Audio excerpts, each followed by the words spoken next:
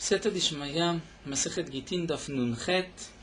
Nous commençons la dernière ligne de Daf Nun Zayin Amudbet, le dernier mot Amar Rabba bar bar Chana. Donc là, nous terminons aujourd'hui avec la Haggadot concernant la destruction du Beth Amikdash de toute cette époque.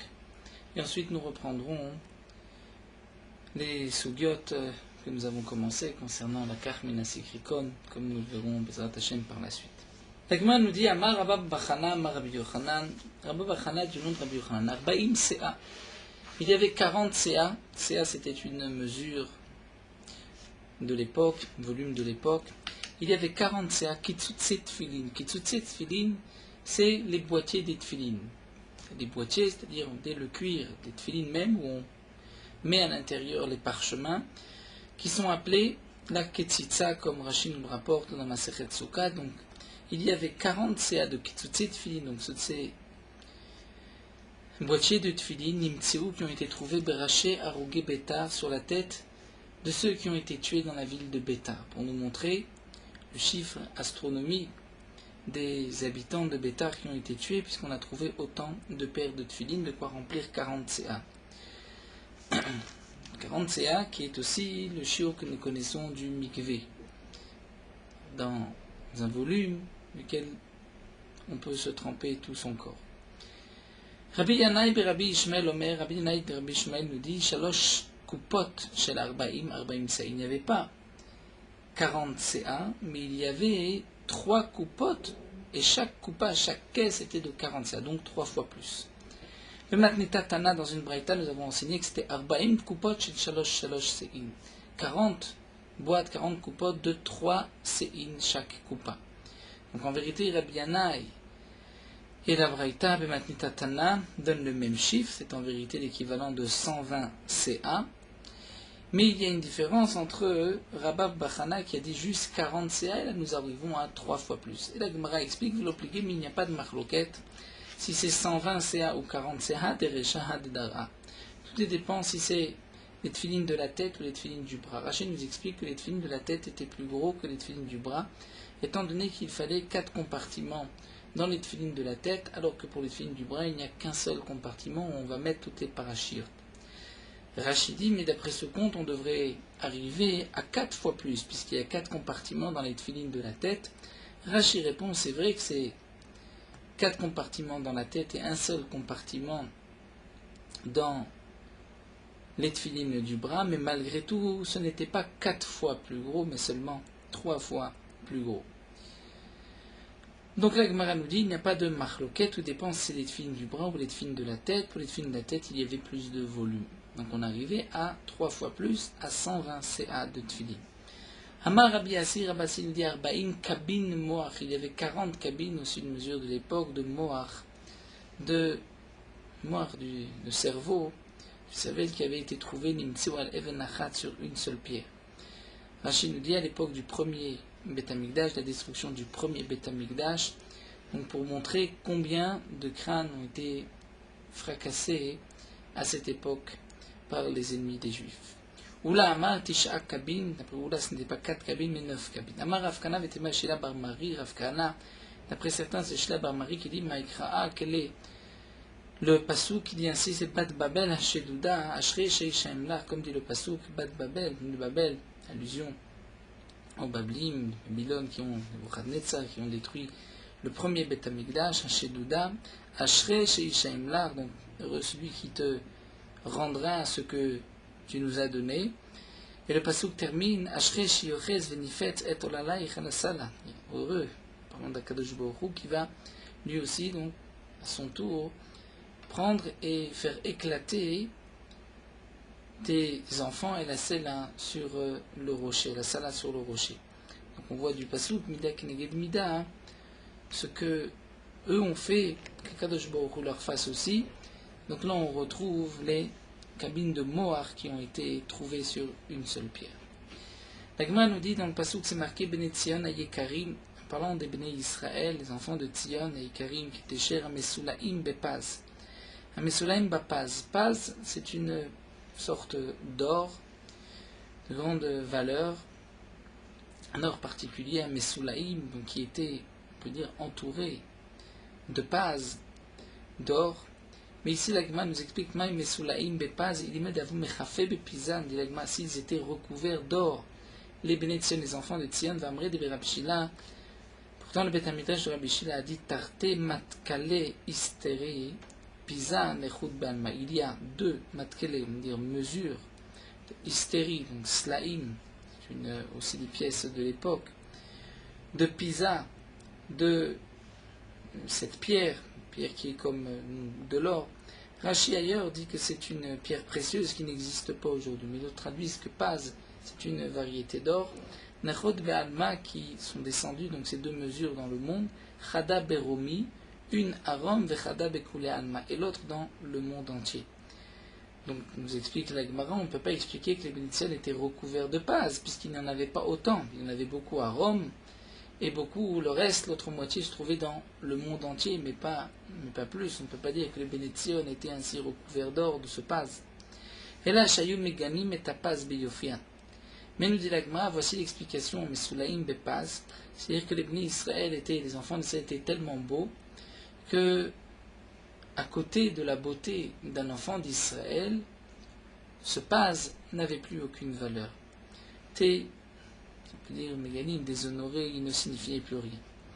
La Gemara nous raconte aussi Mikara au début, Chachivé des Romae, les gens importants de Rome, pour avoir de beaux enfants. Au moment de leur relation conjugale, ils avaient l'habitude, à vous nakter, ils prenaient bâillonner des couches panquées, c'est-à-dire de belles formes qui se trouvaient sur leur couche panquée, sur leur chotem, sur leur seau, ou meshameshe arisayou, ils avaient leur rapport conjugal, et ainsi ils avaient de beaux enfants. Mikan vaïlar, mais par la suite, après la destruction du Beth Amikdash, vous avez les enfants d'Israël sous leurs mains, Maïtou Béné Israël, ils prenaient les enfants Béné Israël, les Asere, les Carré, des Pourayou, et les attachaient au pied de leur lit, au Meshamché, c'est à ce moment-là qu'ils avaient des relations conjugales, et donc en regardant ces enfants, ils avaient des enfants aussi beaux. Amalechad le Chavre, un des enfants qui était attaché au pied du lit des Romains, avait dit à son ami, c'est-à-dire cette maca, cette plaie, ce qui nous arrive. Où est-ce que c'est marqué dans le pasuk? Amarle, il lui a dit dans le pasuk que c'est marqué Gam kol choli vechol maka, même tout maladie, tout coup, ashalo katou basefer haTorah azot, n'est pas marqué dans cette Torah. Il y a Alem Hashem alecha dishamidach, Kadosh Baruch Hu te le mettra jusqu'à ce qu'il terminera. Donc ça sont dans les klalot de Parashat Kitavo. Amar, il lui a dit, donc je comprends, ça fait allusion à ce qui nous arrive, comme kol choli vechol maka, cette maladie, toute plaie qui n'est pas marquée dans le Sefer Torah, mais il a dit Kama merachikna medurta plan.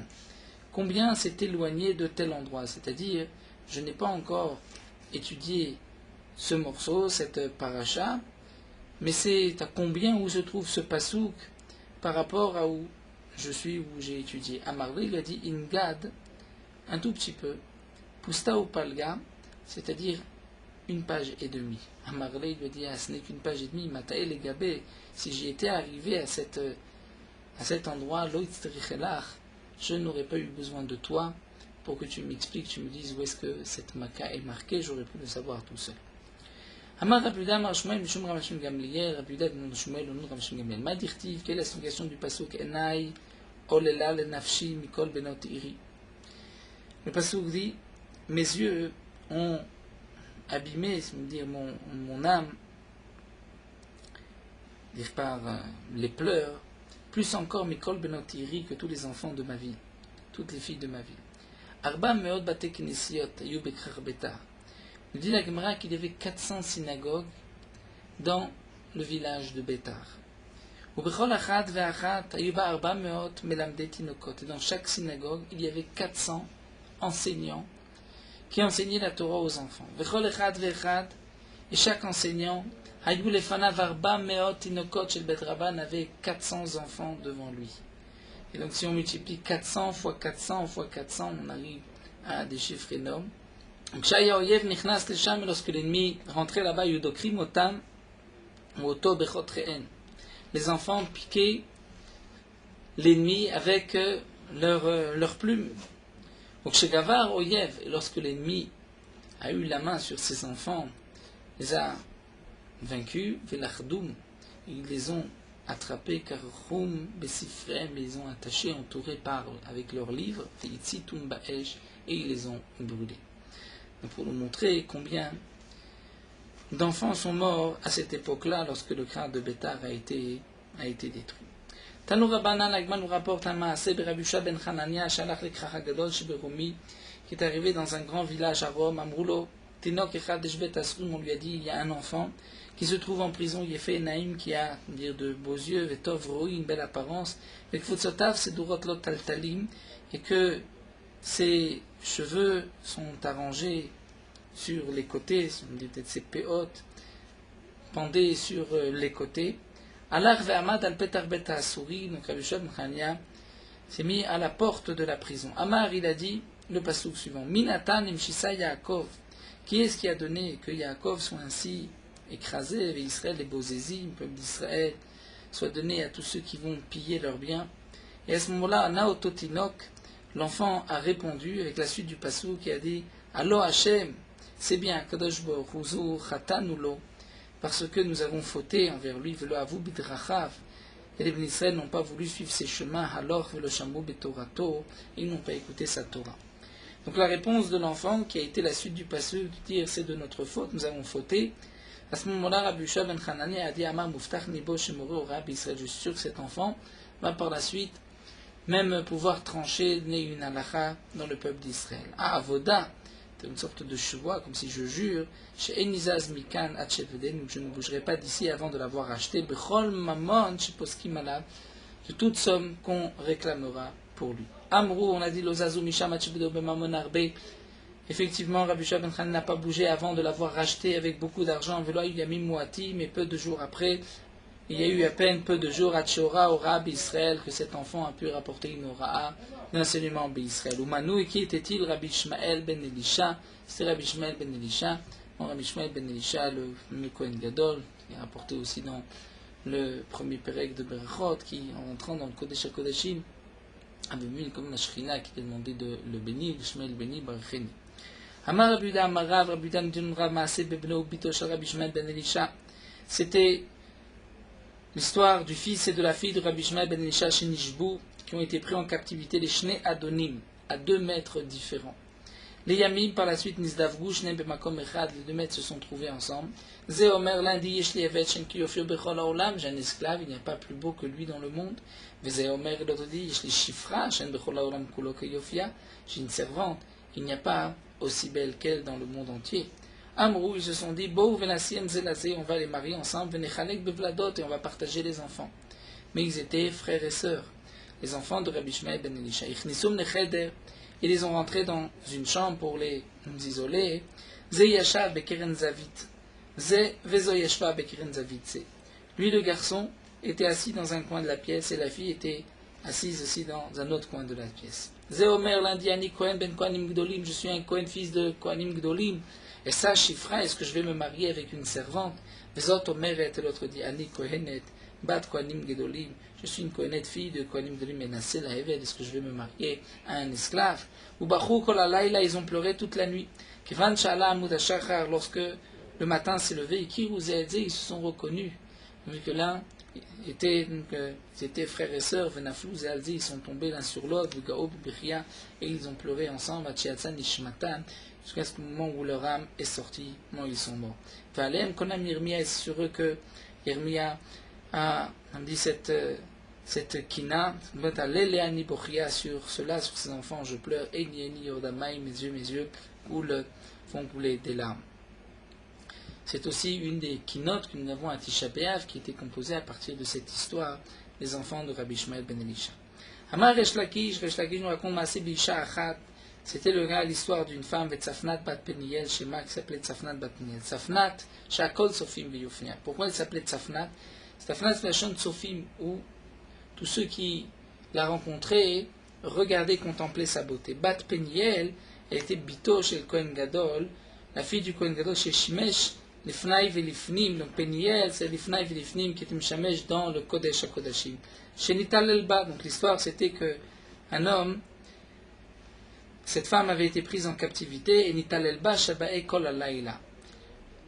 Celui qui l'avait prise en captivité avait abusé d'elle toute la nuit.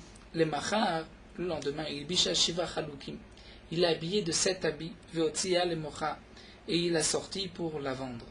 La vente au marché, c'était un homme qui était particulièrement laid, est venu et a dit à Marlo, Areni Etiofia, montre-moi sa beauté. À Marlo, il a dit Reka, dit homme vide.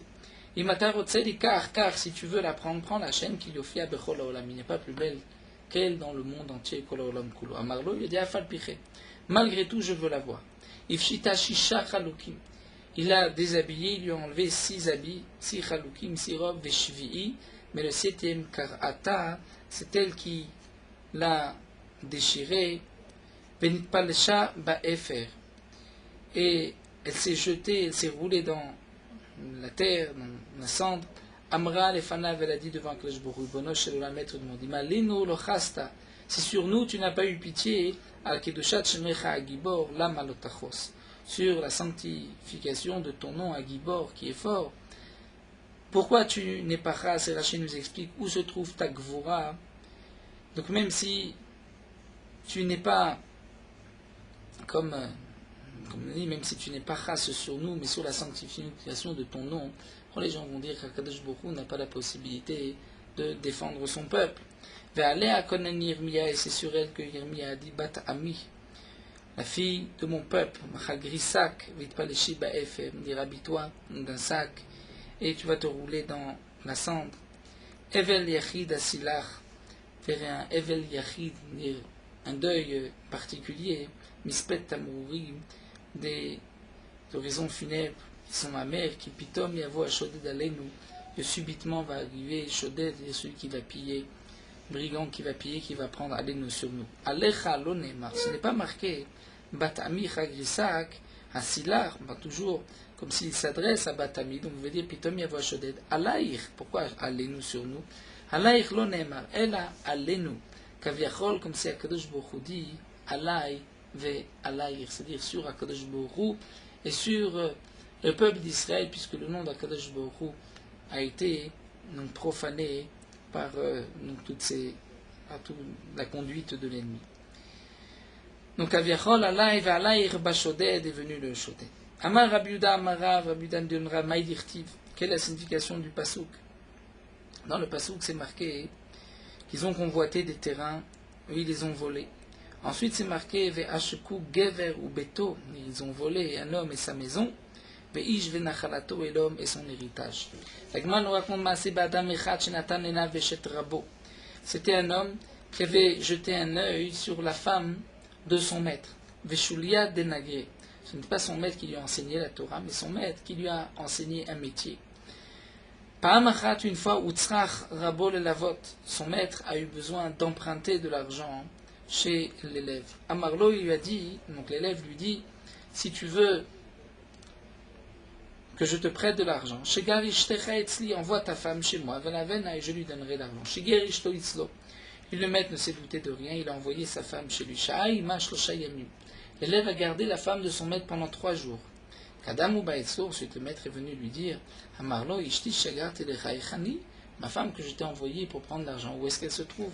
Amarlo, il a dit, Ani Petartia le altar, je l'ai renvoyée immédiatement. Shamati, mais j'ai entendu, Shatinokot Mitalduba, que les enfants, dire de jeunes enfants se sont abusés d'elle, Baderer en chemin. Amarlo, il lui a dit, Maïsé, qu'est-ce que je vais faire? Donc le maître était horrifié, qu'est-ce qu'il va faire dans une telle situation? Voici que 3 jours, sa femme a disparu, il a une mauvaise conduite, elle s'est tournée vers la débauche. Amarlo, il lui a dit, Mata Shomea la Hatzati Gersha, si tu veux écouter mon conseil, il te suffit de la divorcer. En réalité, sa femme se trouvait chez l'élève déjà depuis 3 jours. Amarlo, il lui a dit, Mektuvata Meruba, j'ai un grand montant de la Ktuba, je n'ai pas la somme pour la divorcer. Amarlo, il a dit, ce n'est pas grave, Ani alvecha veten la Ktubata. Moi, je vais te prêter de l'argent et tu pourras lui donner sa Ktuba. Amad, c'est Vigirsha. Donc le maître a pris sa femme, l'a divorcée et lui a donné la Ktuba. Alachou, venez ça. Et là, l'élève a pu arriver à la fin de son plan et il a épousé la femme de son maître. Kevan chez Giazman Novala, il est pauvre, mais puisqu'il avait emprunté de l'argent pour divorcer sa femme, donc lorsque le moment est arrivé de rembourser, Amarlo, Donc l'élève a dit au maître, puisque tu me dois de l'argent, tu vas travailler chez moi pour rembourser ta dette. Et donc l'élève, avec la femme du maître qui entre-temps était devenue sa propre femme, était assis, mangeait, buvait, et le maître était debout et leur servait à boire, et il servait à boire à son ex-femme. Donc il savait qu'il avait été ici trompé par son élève. Il y avait des larmes qui coulaient de ses yeux, des yeux du maître, mais qui tombaient dans les verres. Et sur ce moment-là, nous dit l'Agma, Nitratem Gzardin, était terminé le Gzardin, la sentence a été décidée. Et d'après certains, c'était acheté Petilot Ben Echad à cause de la Avera de Eshetish, c'est-à-dire de deux Petilot, dire de deux mèches Bener Echad dans une seule veilleuse, donc qui signifie à cause de l'interdiction de Eshetish qui avait été transgressée. Donc on voit ici, la Gemara termine avec donc l'explication du Pasuk, Ve'ashku, Gever ou Beto, c'est-à-dire qu'ils avaient volé un homme ou Beto et donc sa femme, ensuite Vishven Achalato et même son héritage. Là nous avons terminé la Agadot, la fameuse Agadot de Perek HaNizakim, qui sont aussi étudiées généralement le jour de Tisha B'Av. Le jour de Tisha B'Av, il y a une interdiction d'étudier l'étude habituelle de la Torah, puisque la Torah réjouit les cœurs. Mais donc c'est Agadot qui parle de la destruction du Beth Amikdash, des malheurs du clan d'Israël qui sont étudiés, avec aussi le troisième Perek de Masechet Moed Katan. Donc nous reprenons avec la Karmena Sikrikon. Donc ce que nous avons vu dans la Mishnah, c'est qu'il y avait à l'époque des Sikrikon. Sikrikon signifie un homme, un non-juif, qui est un assassin et qui va tuer un Israël. Le Israël propose au non-juif son terrain en échange de sa vie. Le non-juif, le Sikrikon, va prendre ce terrain et peut-être par la suite il va même le vendre. Donc nous avons vu dans la Mishnah que lorsque un homme a acheté un terrain d'un Sikrikon et ensuite il a acheté du Balabait, la vente est annulée. On ne peut pas dire que le Balabait a voulu vendre, peut-être que le Balabait a eu peur du Sikrikon, donc il accepte de vendre aussi. Mais inversement, s'il a d'abord acheté chez le Balabait, ensuite sur le Sikrikon, donc ça montre bien que le Balabait s'est détaché du terrain, puisqu'il a été prêt à signer, donc à vendre le terrain, même avant que le Sikrikon l'ait vendu. La Mishnah nous avait rapporté aussi qu'il y avait, donc c'était la Mishnah Rishona, mais que le Beddin, par la suite, avait ainsi institué que si on achète un terrain d'un Sikrikon, on donne au propriétaire un quart de la somme, puisque les Khamim ont évalué que le non-juif, le Sikrikon qui a pris un terrain, le vend, mais le vend un peu moins cher que son prix habituel. Il enlève un quart du prix, donc ce quart que le deuxième Israël a gagné en achetant ce terrain du Sikrikon va le rendre au propriétaire. Mais tout ceci, c'est lorsque celui qui a été volé par le Sikrikon n'a pas de quoi rembourser. Mais si lui a de quoi rembourser, il a priorité sur les autres. Et la Gemara Mishnah avait terminé que Rébi avait rassemblé un Beddin, un tribunal, et avait décidé que lorsque le champ est resté 12 mois chez le Sikrikon, et que le propriétaire n'était pas venu racheter le terrain, tout celui qui voudra pourra acheter le terrain, mais il devra donner un quart au propriétaire. Donc là, la Mishnah nous a enseigné din Sikrikon, la Gemara reprend un maraf. Lo shanu il adama lo lechazek. Ce que nous avons vu dans le cas où le terrain a été acheté du Sikrikon, et ensuite on se rend chez le Balaba et le propriétaire pour l'acheter. Dans quel cas la vente est annulée? C'est seulement si le Balabait lui dit, finalement, l'er chazek ukne, va, fais un kinyan, chazek ukne, tu vas acquérir le terrain. Aval beshtar, mais si le Balabait a écrit un shtar, là on dit que kana. Puisque le Balabait, si vraiment il a été volé par le Sikrikon, il n'avait pas le choix, il était obligé de lui donner son terrain, il ne devrait pas écrire aujourd'hui un shtar. Puisqu'il écrit un shtar, c'est que d'une certaine manière, il est consentant, il a accepté, c'est-à-dire il s'est défait complètement de ce champ. Et donc c'est pour cela qu'il écrit maintenant un shtar, pour renforcer donc la vente du Sikrikon. Mais Shmuel dit non, af beshtar namel okana atchirtov lo achayut. Shmuel nous dit que même si le shtar a été écrit, ce n'est pas une preuve qu'il s'est défait de ce terrain, mais seulement dans le cas où il a écrit une acharayut, c'est-à-dire une garantie. C'est-à-dire s'il lui a dit je te vends le terrain, si le terrain on te l'enlève demain, tu récupéreras ton argent. Donc là, ça montre bien que le Balabait s'est déjà détaché de ce terrain lorsqu'il l'a laissé dans les mains du Sikrikon. Tana Kavaté les Shmuel, nous avons une braïta comme Shmuel, Rabbi Shimon ben Nazar Omer. Rabbi Shimon ben Nazar nous dit la Karmina Isha, Vechazav la Karmina Ish. Lorsque l'homme a par exemple désigné un terrain pour la Ktuva de sa femme.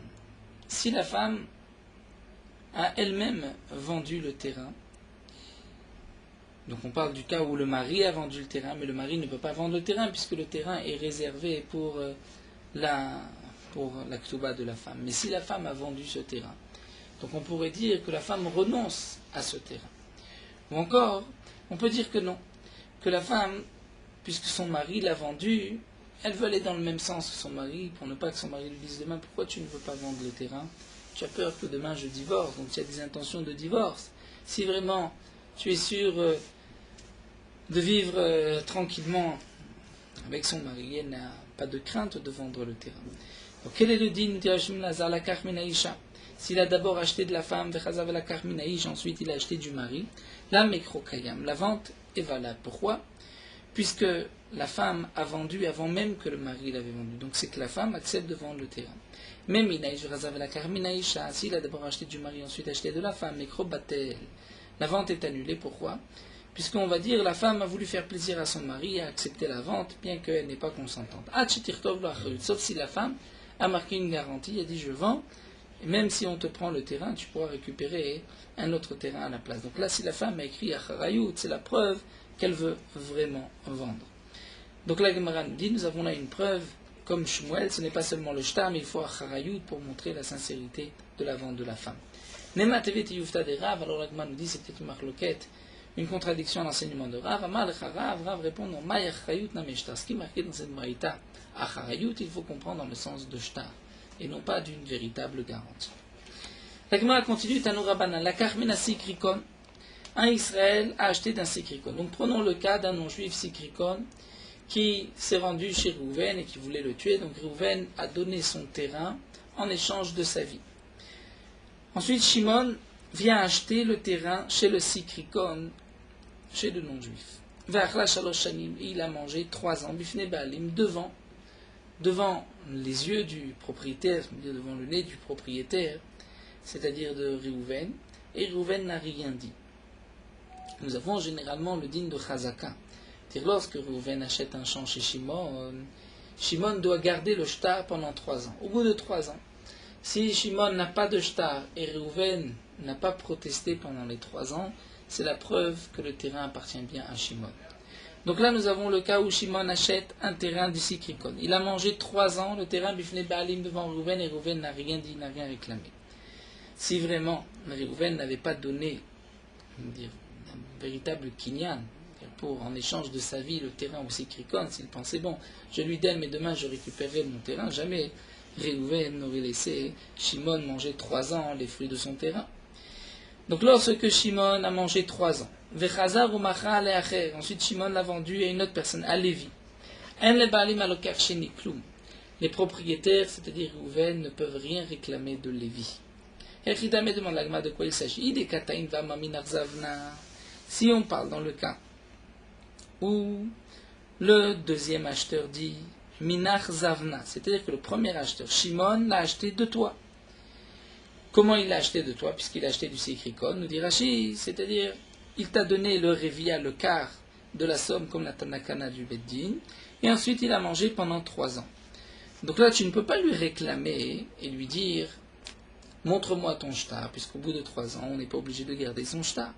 Donc demande à Gma, si on parle dans le cas où le deuxième acheteur, ce Lévi, dit Shimon te l'a acheté déjà Réhouven puisqu'il t'a donné le quart. Alors Afil Rishon Namé. Donc la Gma demande pourquoi nous parler dans le cas où Shimon a vendu à Lévi, même si Shimon est présent, Shimon est là.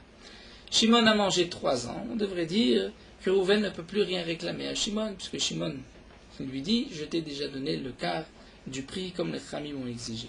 Idelo Kataïn. Si lo Kataïn, c'est-à-dire si Shimon, Lévi ne dit rien au nom de Shimon. Delo Kataïn Vama Minarzavna, il ne dit pas qu'il a acheté de toi. Alors Afilo Shenen Namelo. Même Sheni Namelo, même le deuxième, on ne peut pas dire que Réhouven ne peut rien réclamer. Puisque tout le din de Chazaka, c'est seulement lorsqu'on a une ta'ana. C'est-à-dire, lorsqu'on vient dire, on te l'a acheté, là, mais si il n'y a pas de ta'ana, dire un homme est 3 ans sur un champ, il dit qu'est-ce que tu fais là? Il dit je ne sais pas, j'ai vu le champ vide et je me suis installé. C'est sûr qu'il n'y a pas de chazaka lorsqu'il dit je te l'ai acheté. Donc là, dans ce cas-là, même même le deuxième, ne peut pas renvoyer Rouven. Amar Rav Sheshat nous répond et nous explique. Dans quel cas nous dit la Braïta que lorsque Shimon a acheté du Sikrikon, le terrain que le Sikrikon avait pris de Rouven, Shimon a mangé 3 ans de Chazaka, ensuite l'a vendu à Lévi, et Rouven ne peut plus rien réclamer à Lévi. On parle au lam des Lokatainle. On parle dans le cas des Lokatainle, il ne dit rien. Seulement que Gonze, Toanim le Yorej, et Tonanim le Loker. C'est-à-dire, même s'il ne dit rien, mais nous, le Bédin, on se doit d'être Toen pour un Yorej, comme c'est marqué à propos d'un Yorej, c'est-à-dire à propos d'un héritier ou à propos de l'acheteur. C'est-à-dire, si un homme a acheté d'un Sikrikon, ce Shimon par exemple, et Shimon est mort et a laissé à ses enfants, ou bien Shimon l'a vendu à Lévi, et on parle dans le cas où il avait mangé 3 ans de Chazaka, et ensuite les premiers propriétaires Rouven viennent réclamer le terrain,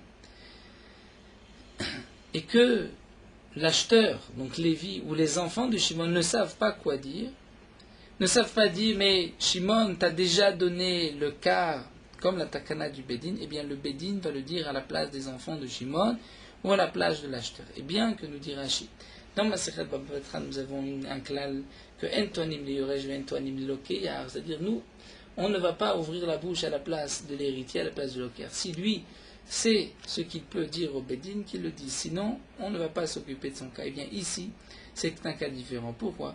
Puisque nous savons que lorsqu'un homme achète un champ d'un Sikrikon, il sait très bien que le champ a été volé, a été pris en échange de la vie du premier propriétaire.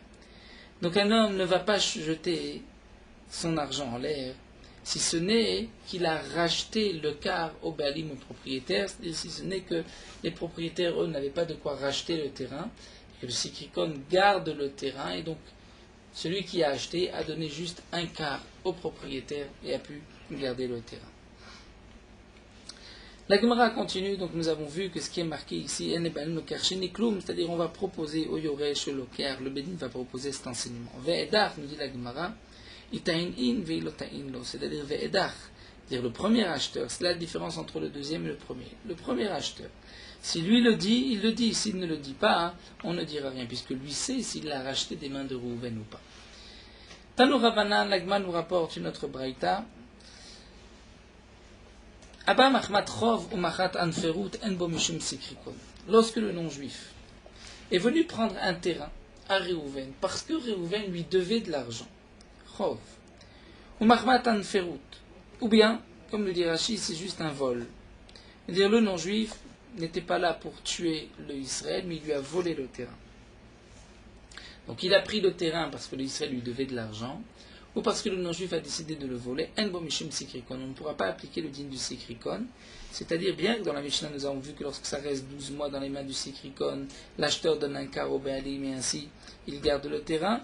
Là on ne dira pas une telle chose, même si l'homme achète le terrain du Sikrikon, il devra le rendre au propriétaire. Pourquoi? Puisque Rachid nous explique, à propos du Sikrikon, étant donné que le Sikrikon menace le Israël de mort, donc les Chachamim ont dit que certainement lorsqu'il a donné le terrain, puisqu'il avait peur de mourir, il l'a donné, on peut dire, pas de plein gré, de bon cœur, mais il a donné Belev Shalem, c'est-à-dire le Kinyan s'est fait. Il dit bon, je n'ai pas le choix, je suis obligé de donner, je préfère vivre. Comme nous dit Rashi, même après la Xéra, que les non-juifs avaient dit que tout celui qui tue un juif sera lui aussi tué, malgré tout, les Bnei Israël continuaient d'avoir peur, puisque d'autres avaient tué auparavant. La preuve, c'est qu'il a laissé pendant 12 mois, il n'a rien dit. Donc c'est pour cela que les Chachamim m'ont dit. Lorsque le Sikrikon a pris, parce qu'il y avait là un danger de mort, celui qui a donné au Sikrikon l'a donné entièrement, il ne pensait pas le récupérer. Donc celui qui l'achètera devra donner un quart au propriétaire. Mais tout ceci, c'est lorsque le terrain lui a été volé gratuitement, le non-juif voulait le tuer.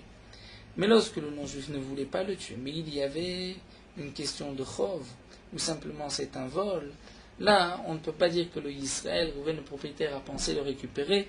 On va dire que Rouven s'est dit, Aujourd'hui je ne dis rien, mais dès que je peux, je viendrai récupérer mon bien. Donc là, Gemara nous dit, le din de Sikrikon, donc l'acheteur pourra garder en donnant seulement un quart du prix au balabait, c'est seulement lorsqu'il y a une question de vie ou de mort. Mais si c'était par un chor ou simplement un vol, il n'y a pas de Sikrikon. Et comme nous l'avons vu, la Anferut doit aussi rester, dire 12 mois chez lui. Mais la Gemara s'étonne. Que signifie que ça reste 12 mois chez le Sikrikon? Tu viens de dire qu'il n'y a pas de Sikrikon. Ce qui est marqué dans la Mishnah, que ça reste 12 mois chez lui, c'est dans le cas de Sikrikon. La Gemara reprend Rikama. C'est vrai qu'à Anferut, il n'y a pas de Sikrikon. Mais Sikrikon, il y a un cas de Sikrikon, le non-juif a pris de force, sous menace de vie ou de mort. Là, dans ce cas-là, si le terrain reste d'abord 12 mois et que personne ne le rachète, le propriétaire ne le rachète pas. Si ensuite un homme le rachète, il donnera seulement un quart au propriétaire. Amar Rav Yosef dit Naktina, nous avons appris de nos maîtres, en Anferut Babel. Il n'y a pas de Anferut, c'est-à-dire, tel qu'on traduit, le non-juif ne prend pas de force en Babel, ne vole pas. Pourtant on voit des Ika, on voit que malgré tout, il y a des non-juifs qui prennent de force. La Gemara répond, ce que l'on a voulu dire, c'est qu'il n'y a pas cette halakha de Anferut Bebabel. Maïtama, pour quelle raison? Étant donné qu'il y a une sorte de gouverneur en Babel, Velo Azil Kabil, et que le Israël n'a pas été se plaindre chez le gouverneur, a laissé son champ chez celui qui lui a volé, Ima roulé Achi. Donc je vais dire qu'il a été mochel, il a renoncé à son champ. C'est-à-dire que dans Babel, ce que la Gemara a voulu dire, Endin Anferut, c'est-à-dire que l'acheteur, on ne peut pas dire que l'acheteur a perdu. Au contraire, celui qui a acheté, il gardera le terrain. Pourquoi? Puisque si vraiment le terrain avait été volé des mains du premier, on parle là de l'acheteur de Shimon qui a acheté chez ce non-juif qu'il a pris de force. Là, on ne peut pas dire que Rouven puisse réclamer quoi que ce soit, Rouven le premier propriétaire, puisqu'on va dire Rouven, il y a un gouverneur, pourquoi tu ne t'es pas plaint? Gidal Barilae, la Gemara nous rapporte que Gidal Barilae, c'était le nom d'un homme, Kabila Ra Betaska Mibne Mbaga. Il a reçu un terrain, Betaska, contre l'impôt du roi, Mibne Baga, des habitants de la vallée. C'est-à-dire, nous explique Rashi, ceux qui étaient dans la vallée avaient l'habitude de donner un impôt pour toute la vallée, tant pour l'année au roi, et ils avaient l'habitude aussi de partager les champs entre eux, et chacun donnait, en fonction de la grandeur de son champ, une partie des impôts. Ensuite, on donnait cet argent à une personne qui donnait cet argent au responsable du roi. Dans le cas où un de ceux qui avaient pris le champ était parti, eh bien, le responsable du roi, percepteur des impôts, réclamait l'argent de tous ceux qui étaient dans cette vallée, sans tenir compte de celui qui était parti. Donc les propriétaires de ce terrain étaient partis. Donc les autres personnes qui avaient dans cette vallée un terrain, donc avaient l'obligation de payer tout l'impôt. Ils ont préféré donner à Gidal Barilae de payer l'impôt à la place de ceux qui avaient pris ce terrain, et donc lui allait manger les fruits de ce terrain. Donc lui, Gidal Barilae a accepté. Ensuite, Agdim Veyaïv Zouzé de Tlatchini, mais il a avancé et il a donné la somme de 3 années. Il a donné au roi la valeur donc, de l'impôt de 3 ans. Ensuite, les Sof, Atam Maravate, le propriétaire, c'est-à-dire celui qui avait pris au début le terrain, Maravate Kamaï, les premiers sont revenus, et lui ont dit Amroulé, Shata Kamaïta de Yahafta, Achalta. C'est-à-dire la première année que tu as donné à notre place, nous on était partis, mais toi tu as mangé les fruits de ce terrain, donc en contrepartie de cet impôt, tu as gagné, tu as pris les fruits de ce terrain. Mais Ashta, maintenant, Anani Avinan, nous allons donner l'impôt au roi, Ananachlenan, et nous allons manger les fruits de ce terrain, donc tu nous rends notre place. Atol Kamed et Rav Papa, ils sont présentés devant Rav Papa pour savoir quel était le din de cette discussion.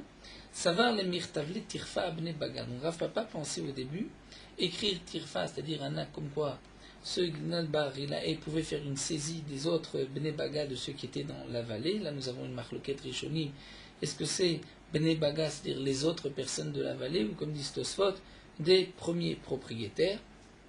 Donc ça, c'est ce que Rav Papa pensait faire. Pourquoi? Rachid nous explique.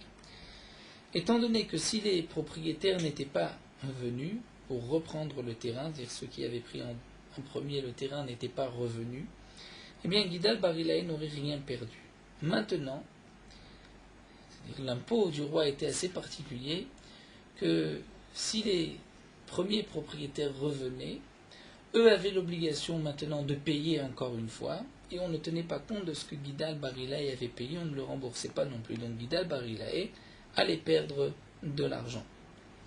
Donc Rav Papa a pensé qu'il fallait que les autres le remboursent. Hamal Ravuna Beri de Rav Yoshua de Rav Papa, Ravuna le fils de Rav Yoshua de Rav Papa, Imken Asita Sikrikon. Si c'est ainsi, tu as appliqué à cet halakha le din du Sikrikon, c'est-à-dire, comme on a vu dans la dernière, la Mishnah Charona, qu'on ne lui faisait rien perdre, puisque c'est marqué, il pouvait acheter et on rendait au propriétaire, c'est-à-dire la différence que le non-juif a baissé le prix, c'était un cas comme nous l'avons vu. Et on avait vu que si les propriétaires avaient la possibilité de reprendre le terrain, donc on leur laissait le terrain. Donc là aussi, nous dit Rashi, tu voulais dire que lui ne doit pas perdre ce qu'il a donné au roi, et donc il va reprendre cet argent. Mais pourtant, ce n'est pas ici un digne de Sikrikon, puisque, nous dit Rashi, par rapport au roi, il n'y a que cet impôt.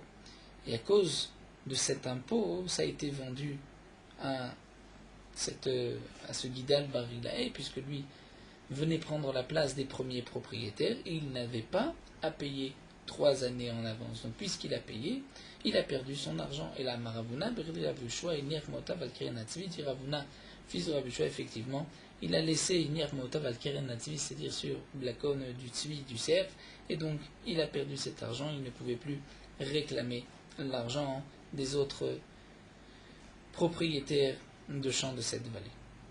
Zo Mishnah Rishona, Bedin Shlachrem Amru Aloker Mnasik Rikon Noten Baalim Revia. La Gemara rapporte la Mishnah que nous avons vu, que les Khamim par la suite ont dit que celui qui achète du Sikrikon doit donner un quart au propriétaire. Amar Rav explique, Revia Bekarka ou Revia Bemaot. Rav nous dit c'est Revia Bekarka ou Revia Bemaot. Il doit donner un quart du terrain au propriétaire ou un quart de l'argent. C'est-à-dire, nous explique Rashi, l'acheteur qui achète, donc on l'a appelé Shimon, qui achète du Sikrikon, le terrain qui a été pris des mains de Rouven, doit donner à Rouven ou bien un quart de la somme qu'il a donnée aux non-juifs, ou bien un quart du terrain. Rachid nous donne un exemple. S'il a acheté le terrain pour l'équivalent d'un mané, il devra donner un quart de mané, ou bien du terrain, il donnera un quart de mané, c'est-à-dire en vérité, nous dit Rashi, c'est l'équivalent d'un cinquième du terrain. Pourquoi? Puisque Rav pense que lorsque le Sikrikon a vendu à Shimon, il a vendu en enlevant un cinquième. C'est-à-dire qu'il a vendu ce qui valait 5 pour 4. Donc qu'est-ce que doit donner Shimon à Reuven? Il doit lui donner ce qu'il a gagné. Il a gagné quoi? Ce cinquième en plus, qui est en vérité la valeur d'un quart de ce qu'il a payé. Donc s'il a donné un mané qui fait 112, en vérité il a reçu l'équivalent de 125 zouz pour 100 zouz. Donc il devra donner combien? 25 zouz. Ce qu'il a gagné, il devra donner. Et 25 zouz représente un quart de la somme de l'argent. Donc il pourra donner ou bien un quart dans l'argent, ou bien un cinquième du terrain qui correspond à un quart de la somme. Ça, c'est ce que pense Rav. Shmuel lui pense, Shmuel Amar Revia Bekarka Shen Shlish Bemod, un quart du terrain qui correspond à un tiers de l'argent. Quelle est la pensée ici de Shmuel? Donc là, comme la Gemara va nous l'expliquer, d'après Shmuel, Shmuel pense que le Sikrikon a vendu ce qui valait 4, il l'a vendu à 3. Donc il a enlevé un quart du prix de ce que cela vaut au début. Donc c'est pour cela que ce champ qui valait 4 a été vendu pour 3. Donc un champ qui a été acheté pour un mané vaut en vérité 4 tiers de ce mané. Donc il devra donner quoi? Un tiers au propriétaire ou bien un quart du terrain. C'est ce que l'Agma explique en 2 mots. L'un pense que c'est un quart de Revia, c'est-à-dire il a vendu moins un quart, et l'autre pense Nechi Chumsha moins un cinquième, comme nous l'avons expliqué. Donc terminons avec une objection métivée, c'est marqué Zo Mishnah Rishona dans une braïta. Voici la première Mishnah. Bedin Shelachem Amou Alokem Nesikon Noten Baalim Revia, Viad Baalim Ala Eliona. Le Bedin d'après a dit que celui qui achète un Nesikon devra donner au propriétaire un quart. Et c'est le propriétaire Baalim, c'est-à-dire Reuven le premier qui décide. Ratzou Bekarka Notlim, si le propriétaire veut un terrain, ils prendront le terrain. Ratzou Bemot Notlim, ils prendront de l'argent. Et Matai Bisman Shen Biyadan Likar. Et c'est seulement dans le cas où les premiers propriétaires n'avaient pas d'argent pour acheter du sikrikon. Amaliesh Biyadan Likar. En comme Mikoladam, ce sont eux qui ont priorité. Rabbi Yoshif Bedin. Rabbi a désigné un Bedin, Venimnu, ils ont décidé, si le champ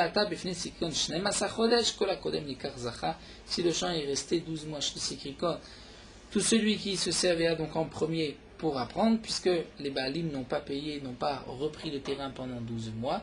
Et là, nous arrivons à la preuve, à la question, Aval Noten, la Baalim Revia Bekarka ou Revia Bamaot. Seulement, ils donneront au propriétaire un quart du Karka ou un quart Bemaot. Donc ça, c'est comme Rav, et c'est une question sur Shmuel. Hamar Ravashi, mais Ravashi répond Kitaniaï lachar shebaou maot leyado. Ce qui est marqué ici, Revia Bemaot, cela ne signifie pas un quart de la somme, comme nous avons dit, mais c'est lorsque il va donner au propriétaire le tiers, comme Shmuel l'avait expliqué, et donc ceci correspond à un quart. Pourquoi? Puisque le non-juif avait vendu pour 3 tiers ce qui valait en vérité 4 tiers. Donc ce tiers qu'il a donné, c'est en vérité un quart par rapport à la somme que le non-juif aurait dû vendre. Et donc c'est ainsi qu'on va expliquer pour qu'il n'y ait pas de contradiction sur Shmuel. Donc nous pouvons nous arrêter ici. L'Agma continuera, mais c'est un autre point qu'on peut étudier Bizrat Hashem pour Daf en Nun Tet. Poursuivons Merot Alcha Daf en Nun Chet. Pour celui qui veut rajouter une prière personnelle. Dans les brachot intermédiaire du milieu du Shmoné Esrei, qui concerne les demandes, ce que l'homme demande à Kadosh Baruch Hu, celui qui veut demander une bakasha, une prière particulière, personnelle, pourra le faire dans la bracha qui correspond à sa demande. Par exemple, si un homme a chez lui un malade, il devra prier dans la bracha de Refaim, celui qui a besoin d'une parnassa, dans la bracha d'Hashanim. Dans la bracha de Shomei Atfila, on peut prier pour tous les besoins de l'homme, puisque cette bracha inclut toutes les bakashot, tout ce qu'on peut demander. Lorsqu'on rajoute dans une bracha particulière une demande personnelle, par exemple pour un malade, dans la bracha de Refainu, donc l'essentiel de la tfila doit être le nosar que les Chachamim Achek Knesset Agdola ont institué, et ce que l'on rajoute doit être secondaire, c'est-à-dire on commence par Refaenu, la bracha que les Chachamim ont instituée, et ce n'est qu'ensuite, avant de, donc bien sûr, de clôturer la bracha, qu'on va faire notre demande pour la guérison d'un malade. Dans les 3 premières bénédictions et les 3 dernières, on ne rajoute aucune bakashot, aucune demande personnelle, puisque ce sont des brachot où on rapporte les louanges d'Akadosh Baruch Hu, donc on ne peut pas demander ici des demandes personnelles. Malgré tout, des demandes pour la communauté, nous avons le droit dans ces berachot, puisque la communauté, compte que ce qu'on demande pour la communauté, c'est une louange pour Akadosh Baruch Hu, que l'ensemble de la communauté a besoin de lui. Donc dans la Seret Yom Teshuvah, c'est pour cela qu'on rajoute Zochenu Micha Mocha Urtov Besefer Chaim dans les 3 premières et les 3 dernières bénédictions.